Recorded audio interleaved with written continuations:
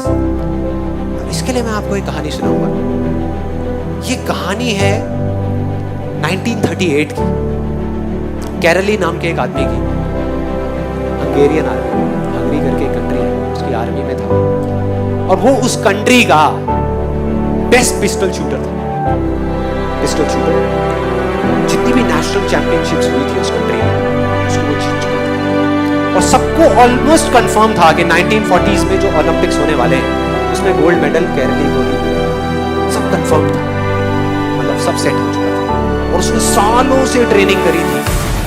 उसका एक ही सपना था, एक ही फोकस था कि मुझे अपने इस हाथ को दुनिया का बेस्ट शूटिंग हैंड बनाना है, बेस्ट बनाना है, बेस्ट बनाना है। और वो कामयाब हो गया, उसने बना लिया बेस्ट शूटिंग हैंड। सिर्फ 2 साल का फर्क था।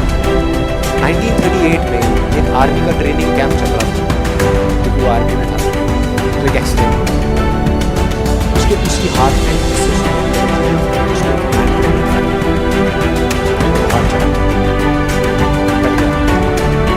और इतने बुरे तरीके से गया कि दोबारा कभी नहीं। जो उसका सपना था, जो फोकस था, उसकी जगह कोई भी और होता हम में से तो क्या करता? क्या करता?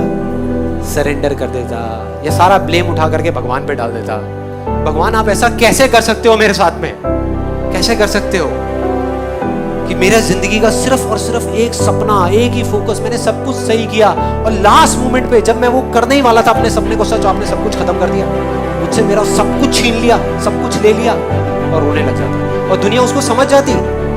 जब वो जाता और जाकर के रोता तो उसको 10 कंधे मिल जाते सर रखने के लिए। हाँ हाँ हाँ, हम समझ सकते हैं तेरे सोच क्या, हम समझ सकते हैं तेरे में क्या बीत रही है। ऐसा होता है, हम चले जाते हैं और कंधे ढूंढने लग जाते हैं, क्या गए और जा करके। लेकिन ये था और उसका कुछ और ही विषय। उसके पास 2 रास्ते थे। एक तो ये कि वो बाकी की पूरी जिंदगी रोता रहे, कहीं जा करके छुप जाए, जहाँ भी जाए किसी चीज के बारे में बात करते रहे, या अपना जो गोल था जिस पे उसने फोकस किया हुआ था उसको पकड़ करके रखा। तो उसने फोकस किया उस पे नहीं जो चला गया था, जो उसके पास नहीं था। उसने फोकस किया उस पे जो उसके पास था।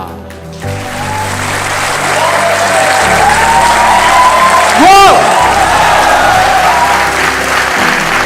जो उसके पास था, और क्या था उसके पास में? एक लेफ्ट हैंड, एक ऐसा हाथ जिससे वो लिख तक नहीं सकता था। शूटिंग क्या करता? कितनी दूर की बात है। एक इल्यूजन था, रियलिटी नहीं थी। इल्यूजन था, भ्रम था।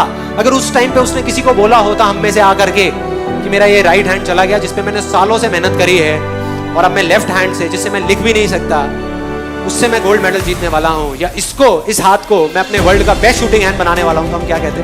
पागल हो गया, पागल हो गया, ये नहीं हो सकता। लेकिन उसने वेट नहीं किया, उसको परवाह नहीं थी, उसको कोई कंधा नहीं चाहिए था रोने के लिए। उसने अपना सारा फोकस उठा करके यहाँ डाल दिया। और सही 1 महीने बाद, 1 महीने तक उसका हॉस्पिटल में इलाज चला इस हाथ के लिए। 1 महीने बाद हॉस्पिटल से बाहर आया और ये ट्रेनिंग शुरू कर दी। सही 1 महीने उसको दर्द हो रहा था यहाँ पे, क्योंकि ये हाथ जा चुका था और यहाँ पे दर्द, बुरी हालत। ऊपर से लेफ्ट हैंड जिसमें इतनी पावर नहीं थी, उसको ट्रेन करने का दर्द, 0 से शुरू करने का दर्द। लेकिन उसने वहां पे कहीं पे फोकस नहीं किया। उसने फोकस किया सिर्फ एक गोल पे, जो था कि मेरे को अपने इस हाथ को पूरी दुनिया का बेस्ट शूटिंग हैंड बनाना है, बेस्ट शूटिंग हैंड बनाना है। और उसने अपना सारा फोकस उठा करके वहां डाल दिया। ट्रेनिंग के 1 साल बाद, मतलब कि 1939 में वो वापस आया।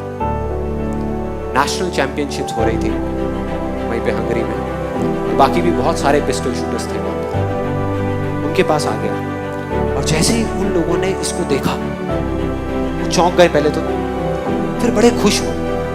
उन्होंने जा करके उसको कंग्रेचुलेट किया, कहा कि यार देखो, ये होता है जज्बा, ये होती है स्पोर्ट्समैन स्पिरिट, कि इतना सब कुछ होने के बाद भी तुम यहाँ पर आए हो हमको देखने के लिए और हमारा हौसला बढ़ाने के लिए।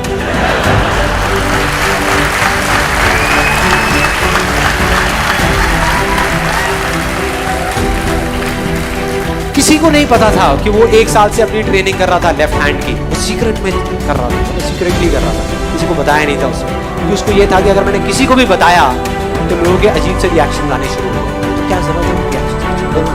उसने फोकस किया और उसने जवाब दिया बाकी सब लोगों को जो उससे हौसला बढ़ाने की बातें कर रहे थे। कहता मैं यहां पर तुम्हारा हौसला बढ़ाने नहीं आया, तुम्हारे साथ कॉम्पीट करने आया हूं, तुमसे लड़ने आया हूं। तैयार हो जाओ, तैयार हो जाओ, दम है तो लड़ो। और कंपटीशन हुआ। बाकी सब वहां पर जितने भी लोग थे वो कॉम्पीट कर रहे थे अपने बेस्ट हैंड से। दोनों में से जो बेस्ट हैंड था उससे कॉम्पीट कर रहे थे। ये कॉम्पीट कर रहा था अपने ओनली हैंड से, ओनली हैंड से। कौन जीता?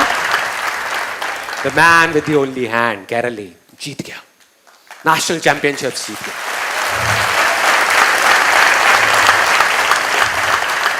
लेकिन वो यहां नहीं रुका, उसका गोल बिल्कुल क्लियर था।